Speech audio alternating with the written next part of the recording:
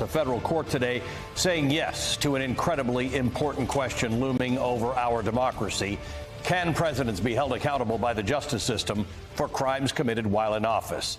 A unanimous ruling by a 3-judge panel on the D.C. Circuit Court of Appeals rejected Donald Trump's claims of immunity in the federal election case.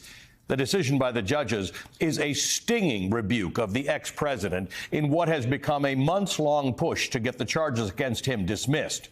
In their ruling, the judges make the point that while Donald Trump is a former president of the United States, he is, in the eyes of the law, just another criminal defendant.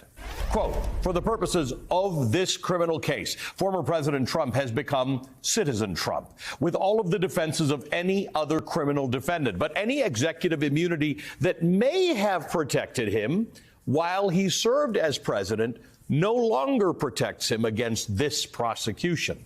The judges rejected the argument advanced by Trump's lawyers that prosecuting presidents for things they did in office would have a chilling effect on the office of the presidency, finding, in fact, that the possibility of legal accountability would, in fact, be a boost to the rule of law. Quote, the risk of criminal liability chilling presidential action appears to be low. Instead of inhibiting the president's lawful discretionary action, the prospect of federal criminal liability might serve as a structural benefit to deter possible abuses of power and criminal behavior. The court also makes it clear that the basic principles of our government are at stake and that granting Trump immunity would be a cross the Rubicon moment for our democracy. Quote, former President Trump's alleged efforts to remain in power despite losing the 2020 election were, if proven, an unprecedented assault on the structure of our government. He allegedly injected himself into a process in which the president has no role, the counting and certifying of the Electoral College votes, thereby undermining constitutionally established procedures and the will of the Congress. We cannot accept former President Trump's claim that a president has unbounded authority to commit crimes that would neutralize the most fundamental check on executive power, the recognition and implementation of election results.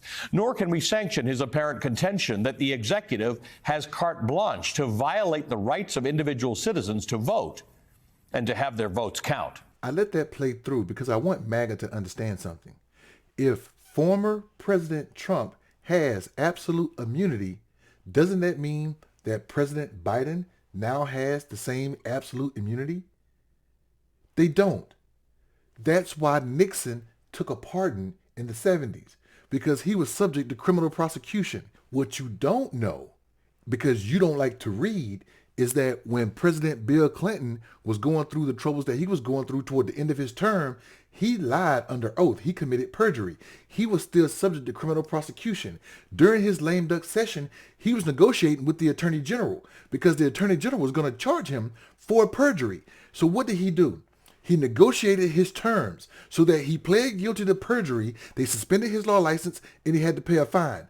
That's what he agreed upon so he wouldn't be prosecuted after he left office. Every president knows this, apparently, except MAGA and former President Trump.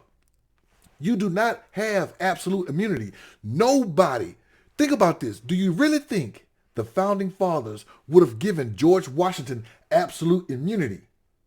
No, they would not have, because they were already afraid that he was going to be a king. Imagine if George Washington had died in office, and he died 2 years after he left. If he had died in office, that would have set a precedent for every president to die in office. So no, he does not have absolute immunity. It goes back to Judge Chutkan if he don't appeal to the Supreme Court. And I got a prediction here. I don't think the Supreme Court is going to touch this because he's already been denied in one appeal. He's been denied in another appeal.